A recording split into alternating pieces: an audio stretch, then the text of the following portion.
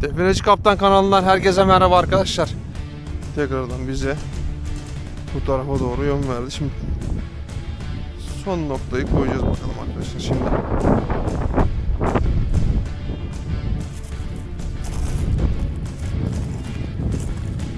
Bakın.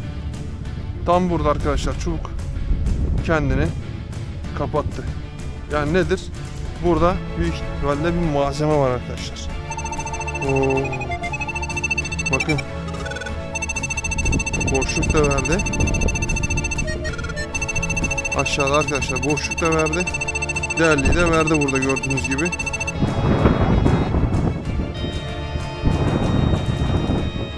Gördüğünüz gibi arkadaşlar tam burada. Değerli ve ayrıma girdiğinde bakın. Yani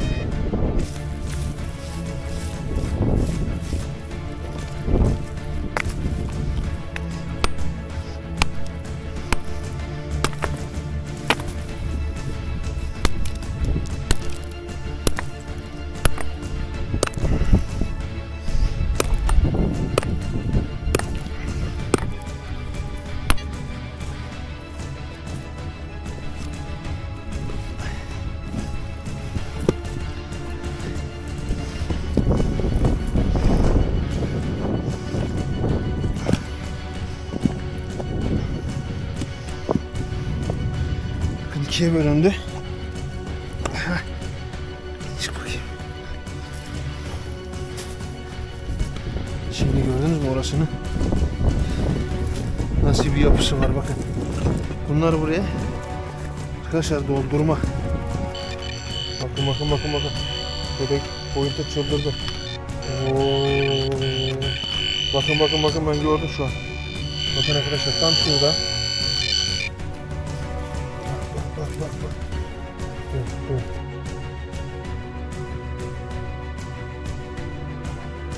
Defineci Kaptan kanalından herkese merhaba arkadaşlar. Bugün yine güzel bölgeye geldik. Biraz esinti var. Biraz da güneş var ama yani çalışmaya elverişli bir hava var. İşin Türkçesi. Hem terleyip hem üşüyebilirsiniz. Bugün. Şimdi arkadaşlar çıktık araziye bakın. Çok farklı bir bölge burası.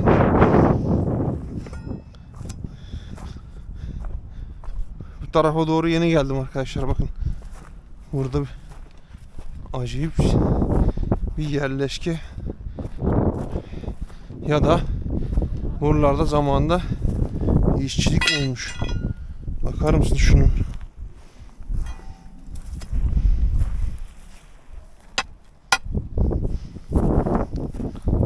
Çok ilginç bölge.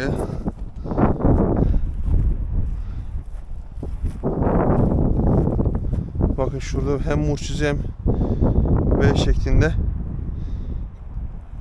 bir işaret var arkadaşlar.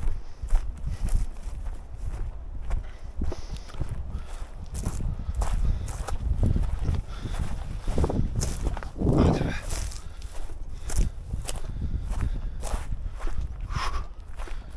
Şunu kafamdan çıkaracağım ya. Yoksa bayılacak bu kamera beni kafamda. Hakikaten. Şimdi tek oldum arkadaşlar. Kamerayı kafamıza taşımak zorunda kalıyoruz. Tabi lastikli olduğu için şeyleri kafada bir basınç yaratıyor ve çok insanı zorluyor bu sıcak havalarda. Bakın buralar çok güzel bölge. Bakın şurada dikili bir taş var. Üstünde bir figür var gibi duruyor.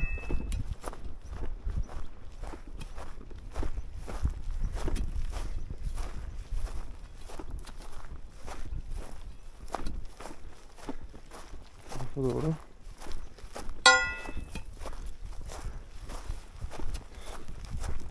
Bu tarafa mı bakıyor? Bu tarafa mı bakıyor bu? Taş.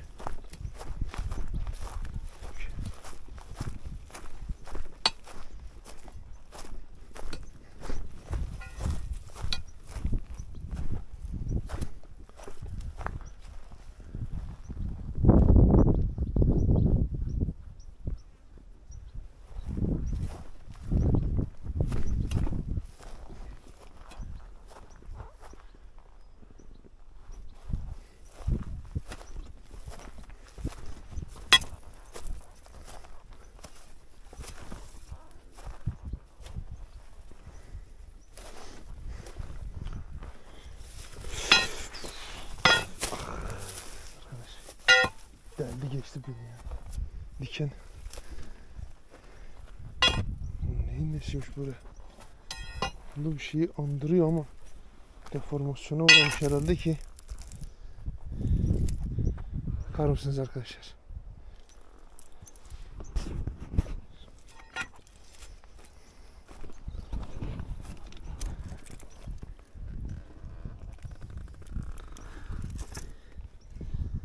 Şurada. Şurada, şurada.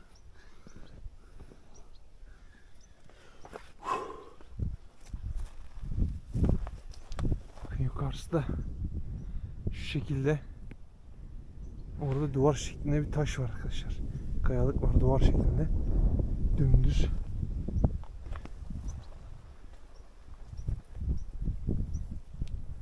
Ama bu bir şey.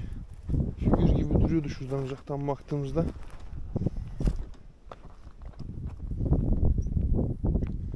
Bakın şuradaki oymayı gördünüz mü arkadaşlar? Çok ilginç. Şöyle yapalım arkadaşlar, daha fazla isterseniz sıkmadan.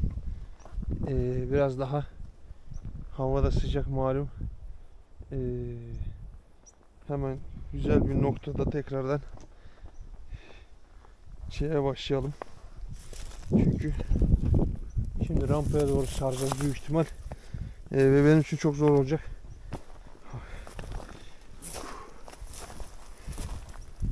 Durdurup yukarıda bakalım arkadaşlar. Neler karşımıza çıkacak. Evet arkadaşlar. Yukarı doğru tırmanışı devam ediyoruz. Şimdi hem tırmanırken yukarı doğru hem de kaç gözüme çarpan yerler oluyor. Bakın şuraya.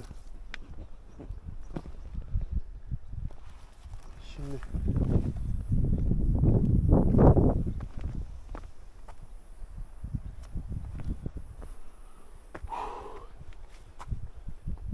tam burada. Bakın. Şurada bir oyma mevcut. Bakın burada da mor çizgiler de var. Bak, tam burada. Baktan şurada bir tane var ama şöyle yukarı doğru saralım bakalım.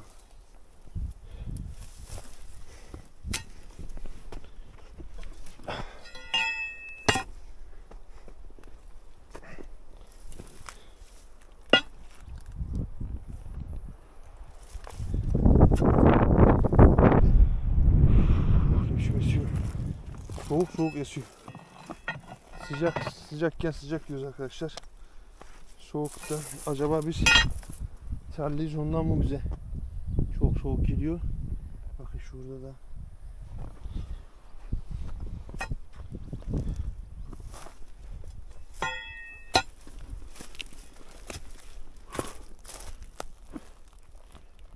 bak.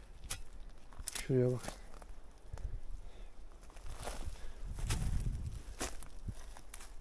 Bak.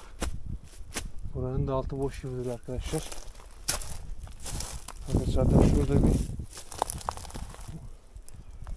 farklı bir oluşum, farklı bir alan. Bak.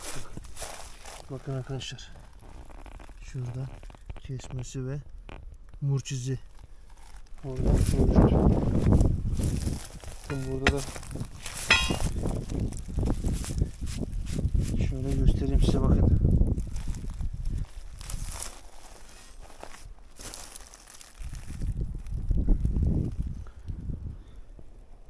Şunlar işte arkadaşlar ağaçtan damlayıp her tarafına yapışıyor.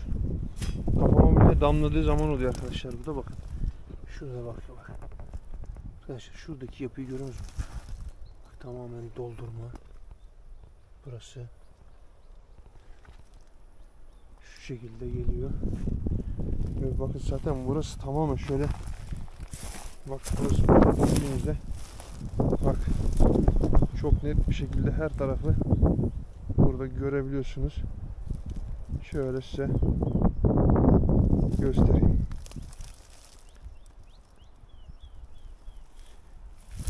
Acaba burası eşkıyanın eli miydi ya? Büyük ihtimal eşkıya İndi çünkü arkadaşlar bakın burada dediğim gibi aşağısı düz, tam böyle futbol sahası gibi bir yapı var. Ne oldu? Fit fit fit. Nasıl bir kuş o ya? Düz bir arazi var dediğimiz gibi. Ve buradan net bir şekilde her yeri arkadaşlar görebiliyorsunuz.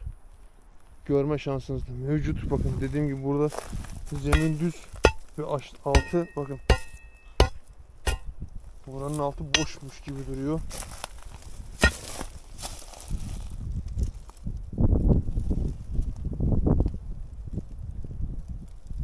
Neymiş bu ya? İki tane oyma var. Burada da var. Aynı şekilde. Bakın. İsterseniz şöyle yapalım arkadaşlar. Burada gördüğünüz gibi bayağı bir işaretler mevcut. Oymalar falan. Şöyle bir yerde çantayı çıkaralım sırtımızdan. Çünkü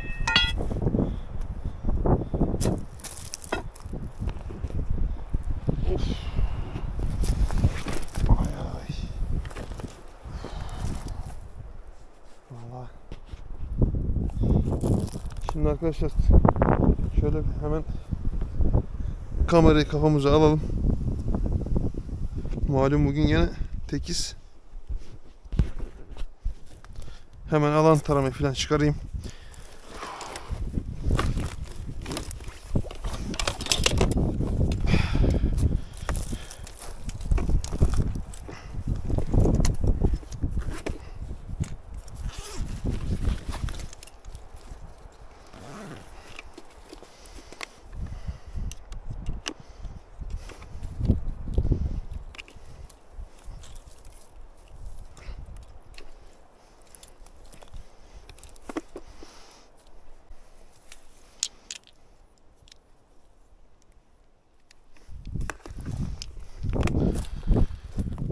Evet arkadaşlar, şimdi alan taramamızı çıkardık.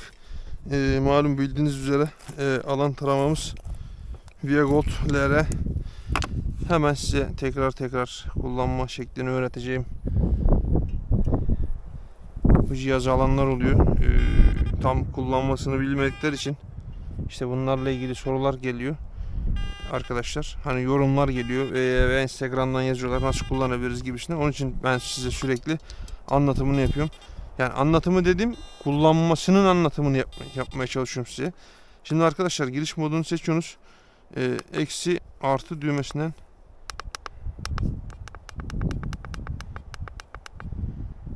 buradan ben ışığını yükselttim. Şimdi ayarlar bölümünden frekans bölümüne geliyorsunuz arkadaşlar. Frekansı seçeceksiniz buradan. Giriş yapacaksınız. Buradan frekanstan aramak istediğiniz modları seçip bulacaksınız arkadaşlar. Burada bakın boşluk, altın, işte gümüş, değerli gibi herhangi bir frekansınızı ayarlayacaksınız ve arazide aramaya başlayacaksınız. Ve modunuzu seçtiğinizde girişe basıp çıkış yaptığınızda bakın ışık zaten 9'a almıştık. 9'da kaldı. Modumuzu altına aldık. Cihazımız kullanıma hazır. Şimdi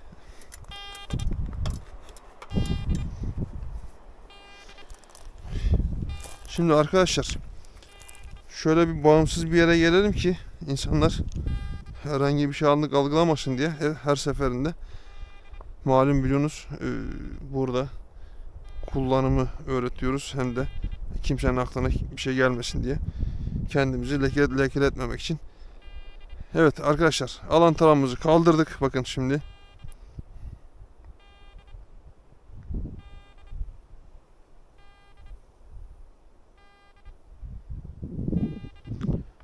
alan tarama arkadaşlar bu tarafa doğru yön verdi. Ne tarafa tuttuk? Böyle tuttuk. İsterseniz şöyle dönelim. Tam tersine dönelim bakalım. Şimdi bizi arkaya açacak mı alan tarama?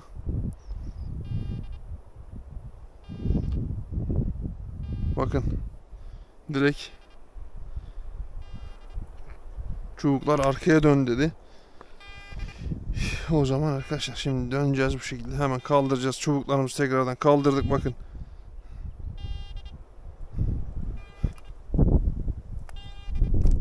Ne oldu?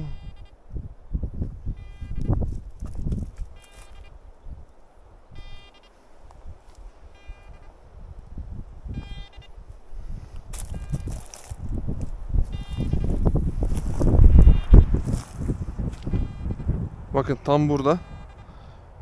Tam burada çubuklar kendini kapattı arkadaşlar. Gördünüz mü? Burada birinci sinyali aldık arkadaşlar, bakın. Bakın oyunları da görüyor musunuz? Tam ayağımın altında kaldı. Rüzgar da var ama sıkıntı değil. Şimdi arkadaşlar tam arkamda kaldı. Bakalım bize tekrardan alan tarama ne diyecek? Bakın. Birinci sinyalde hani dedik şey olmasın.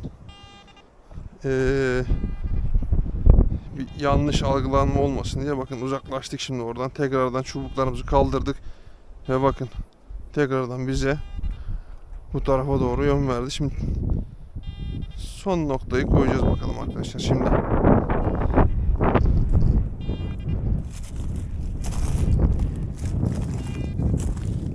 Bakın. Tam burada arkadaşlar çubuk kendini kapattı. Yani nedir? Burada büyük ihtimalle bir malzeme var arkadaşlar. Yani burada bakın oradan geldik, döndük. Buradan da arkamızı döndük. Kaldırdık mesela şuradan. Bizi buraya tekrardan yön verdi. Şimdi arkadaşlar o zaman hemen cihazları çıkaralım. Dedektörümüzü.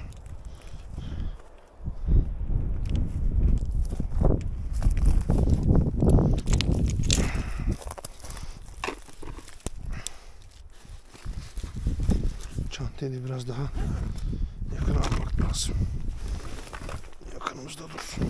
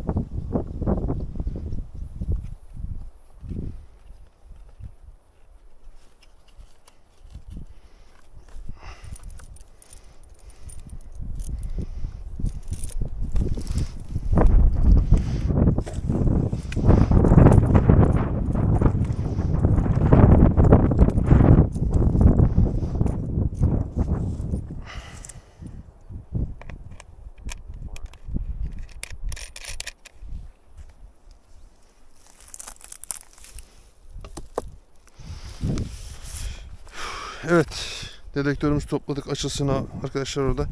Şimdi Konrad GR3 Plus yeraltı görüntüleme cihazımız arkadaşlar. Şimdi memnun musun diyen oluyor veya çalışma düzeni nasıl diyen oluyor. Arkadaşlar gayet düzgün, stabil bir şekilde çalışan bir cihaz. Önerir misin diyen oluyor. Alabilirsiniz arkadaşlar tabi. Şimdi şöyle. Çünkü şimdi burada önerdiğimiz zaman arkadaşlar reklam yapıyorsun diyen oluyor. Bu şekilde hitaplarda bulunanlar oluyor. Onun için size kalmış bir şey arkadaşlar, yani alıp kullanıp görebilirsiniz.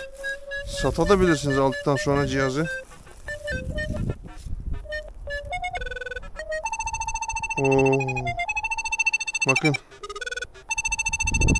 boşluk da verdi. Aşağıda arkadaşlar boşluk da verdi. Değerliyi de verdi burada gördüğünüz gibi. Tam burada bu noktada. O zaman şöyle şurada hemen şey yapalım arkadaşlar. Bir 3'te tarama yapalım. Şöyle bir 4'e 4.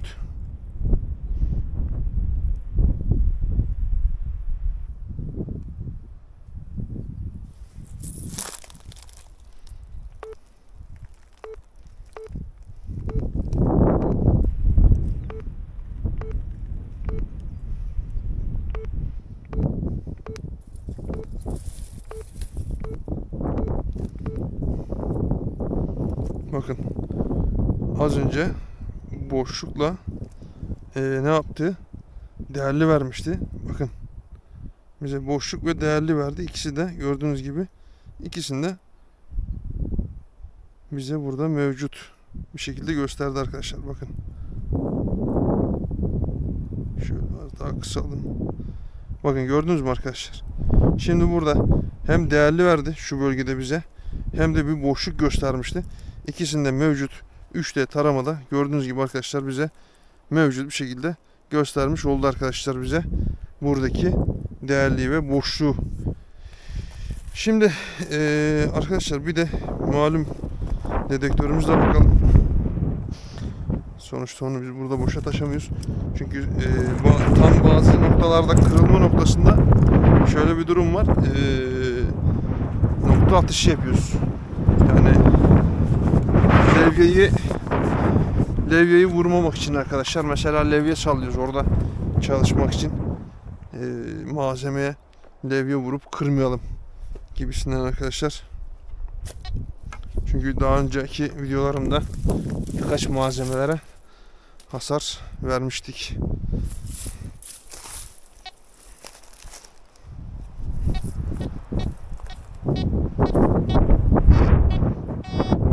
Bakın. Tam burada.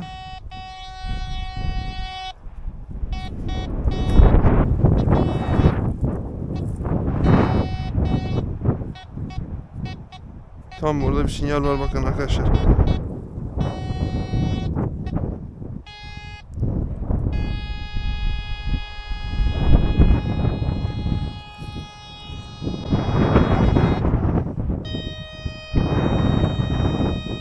Gördüğünüz gibi arkadaşlar tam burada değerli ve ayrıma girdiğinde bakın. Yani ikisinin ortasında bir yerde yakalıyor bizi. Hemen o zaman burayı ne yapalım arkadaşlar? Düşmeden aşağıya cihazı koyalım şöyle. Açmaya başlayalım. Temizleyelim orayı güzel bir şekilde.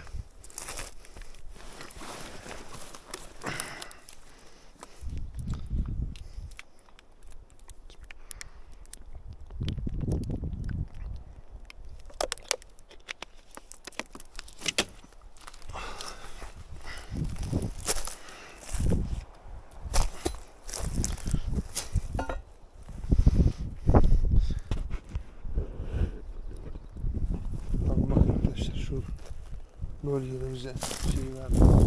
Bu alt tarafta büyük ihtimal bir boşluk var. Şurada malum. Gördüğünüz gibi orada bir yerde bize ne yaptı? Sinyali verdi. Şimdi buradaki boşluk ve değerli arkadaşlar bakın şurada ufaktan bir boşluk gözüküyor ama içeri doğru. Şimdi burayı açalım. Şöyle burayı bir açalım, temizleyelim güzel bir şekilde ve karşımıza ne çıkacak bakalım. Haydi bakalım, bismillah diyelim.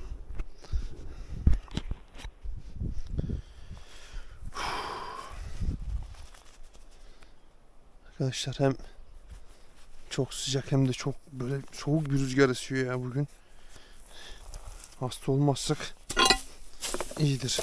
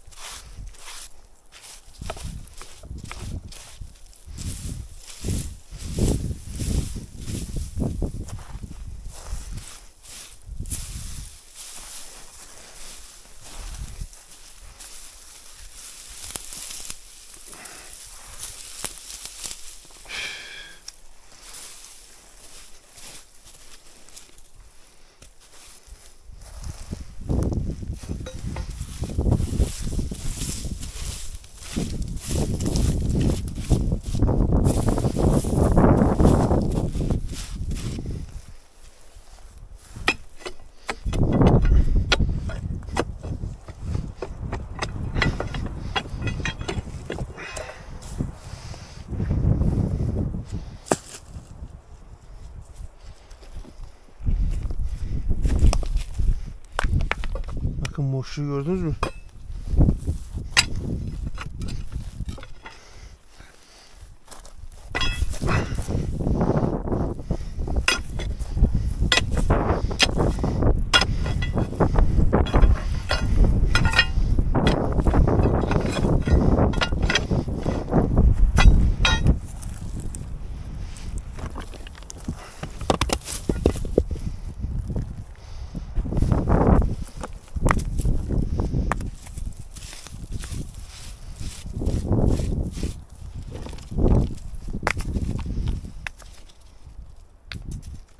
Ahiret mi?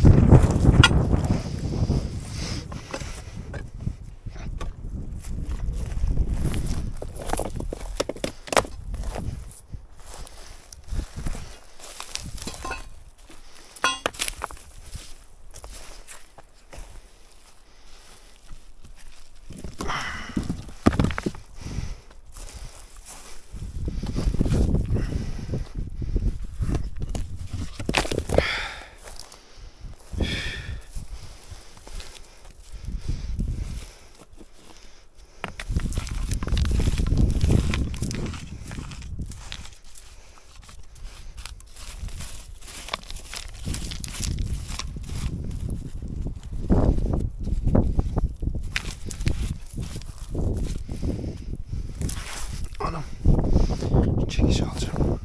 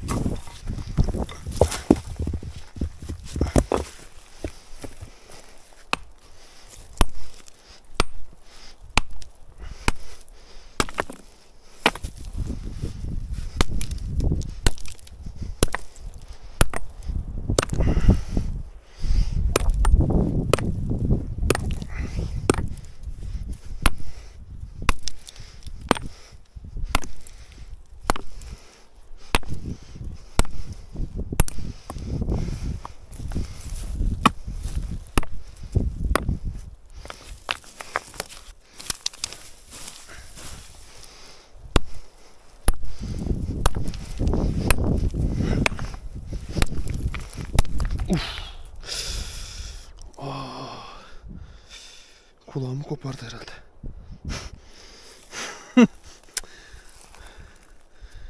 Vallahi kulağımı koparmış gibi acı hissiyatı verdi arkadaşlar, taş mis sekti.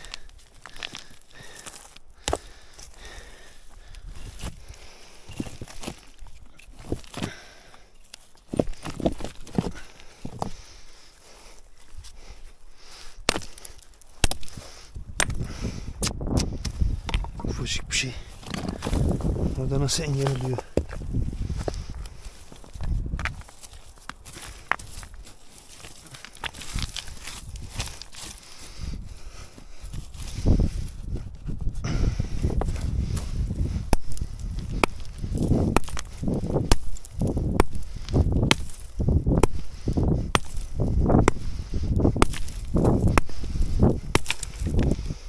Arkadaki taş kırılıyor.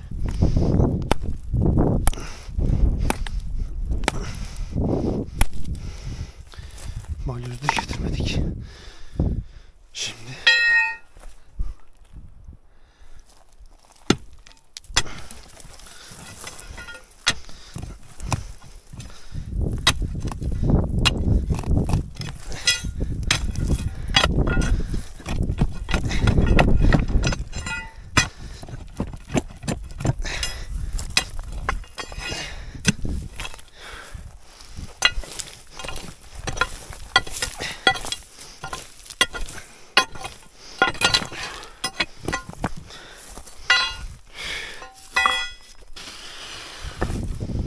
bakın.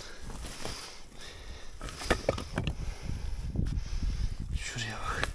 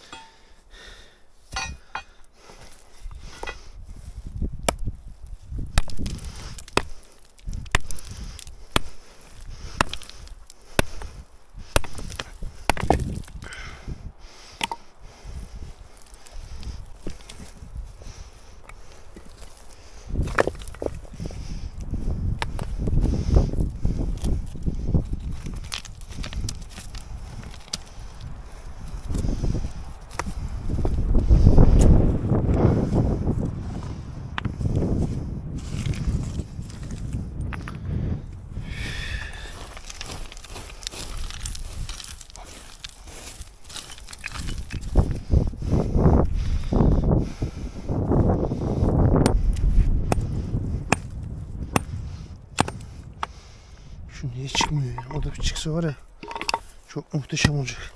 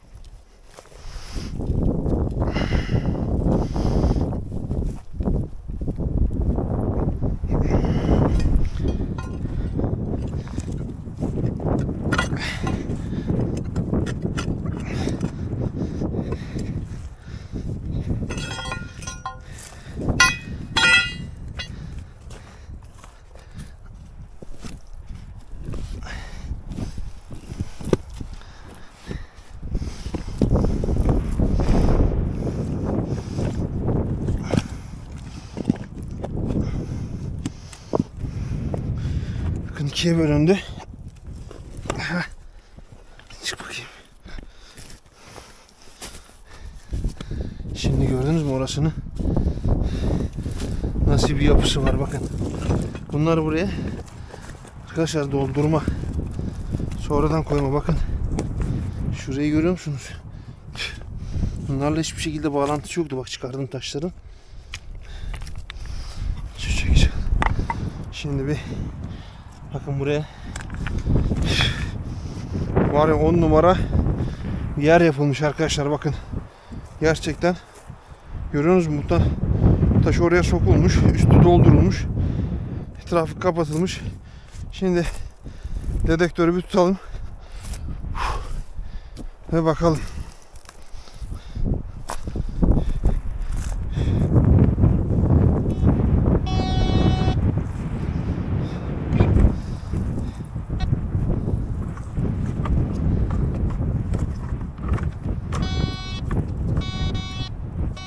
Bakın. Tam burada. Tam burada sinyali veriyor arkadaşlar.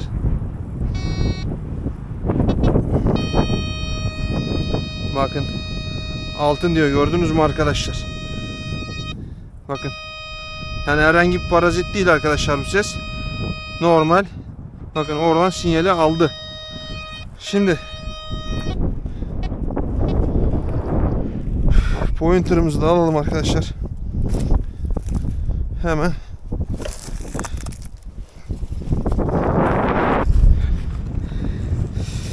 Üşüdüm ya. Vallahi bugün üşüdüm. Rüzgara bak.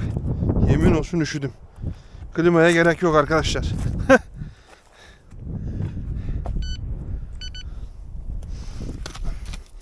Şuraya bakın ya. Şöyle bir arkadaşlar bir saniye. Size şöyle hem bir yakın çekim yapmaya çalışacağım, kafamdan çıkarayım. Bakın şurası ya. Gördünüz mü arkadaşlar? Bu taşı çıkardım. Burası tam öyle bir yer yapılmış ki. Bakın şurayı görüyorsunuz mu?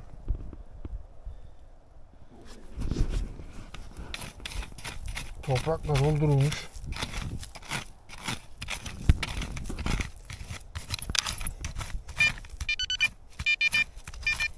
Bakın. Sinyal burada. Allah Allah. Neymiş lan burada?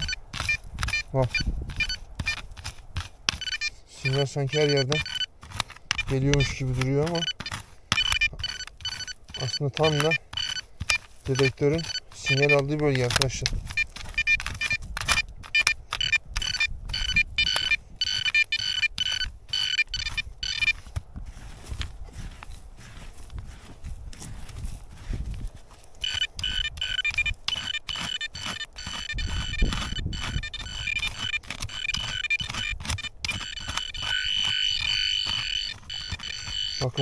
Bakın.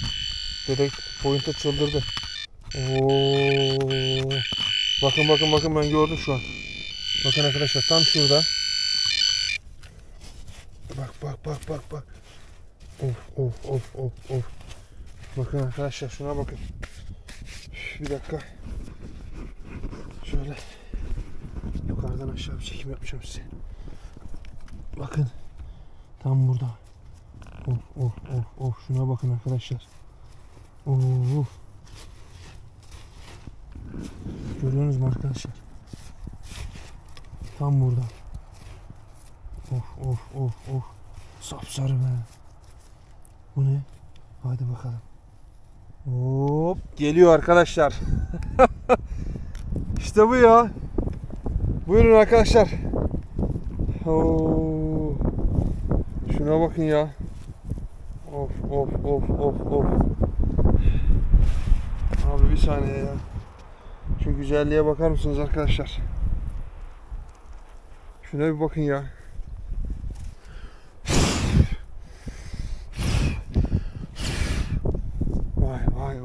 Vay. Şuna bakın şuna. Süper ya. Sapsarı ve arkadaşlar çok da ağır. Gerçekten arkadaşlar. Yani bugün benim için süper oldu ya. Şunun güzelliğine bakın arkadaşlar.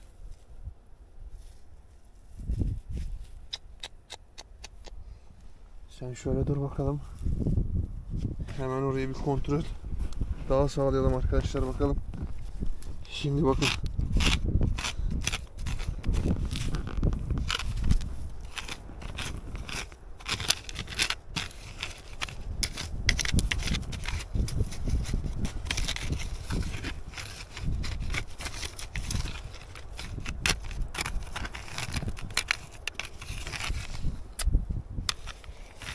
Şekil çıkmadı.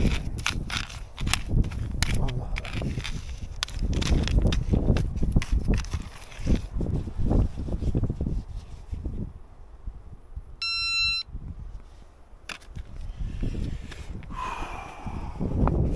Demek ki bu dediğim gibi tek saklanmış bir ürün arkadaşlar burada. Eşkıya, çünkü çok değerli bir ürün olduğunu düşünüyorum. Bakın gerçekten şuna bakar mısınız ya? Bakın arkadaşlar. Şöyle koyalım. Şöyle yakın çekimden size. Eşkıya abi bu ya. Yok, başka bir şey yok çünkü bakın. Bunu oraya koymuş. Güzel, yine de kapatmış taşlarını. Gördüğünüz gibi arkadaşlar bakın. Orası üçgen şekilde bak. Üçgen şekilde. Burası da dediğim gibi size bir duvar vardı burada, bakın arkadaşlar. Bu duvar vardı. Bu duvarı çektim, aldım ve üçgen taş geldi hemen karşıma. Onu da gördüğünüz gibi çekip aldığım zaman buradan malzeme ortaya çıktı. Yani zaten gördüğünüz gibi malzeme tam şurada çıktı. Biz de zaten şuradan Konrad ve dedektörle arkadaşlar ikisiyle burada olayı netleştirdik. Yani alan taramımızla hepsiyle beraber burada olayı netleştirdikten sonra gördüğünüz gibi ürüne ulaştık arkadaşlar. Vallahi süper ya. Arkadaşlar bu çok değerli bir parça olduğunu düşünüyorum. Çünkü gerçekten yarım kiloya yakın ve 15 santim boyutu var. Büyük ihtimal 15-20 santim boyutu var. Bakın şurası. Şurada da bir şeyler var ama çözemedim tam arkada. Yüzeyi biraz bozulmuş. Bakın arkadaşlar, yüzeyi biraz şey yapmış. Pürüzlenmiş, görüyorsunuz mu? Evet arkadaşlar, gene bir mutlu sona geldik. Gerçekten aşağıdan yukarı tırmanış ve burada malzeme sonunda bulunmamız bizi gerçekten çok mutlu etti. Gerçekten yorulduğumuza değdi. Yani hem güzel, havada güzeldik, bizim için de güzel bir gündü ve güzel şeyi de sonuçlandırdık. Burayı taşlandırdık arkadaşlar, gördüğünüz gibi. Evet arkadaşlar, 10.000 abone çekilişimiz olacağını bu videomda da tekrarlıyorum. Kanalıma destek olmanız için kanala abone olmanız ve videolarıma yorum ve like atmanız yeterli olacak arkadaşlar. Allah'a emanet olun diyorum. Kendinize iyi bakın. Yorumlarda buluşmak dileğiyle.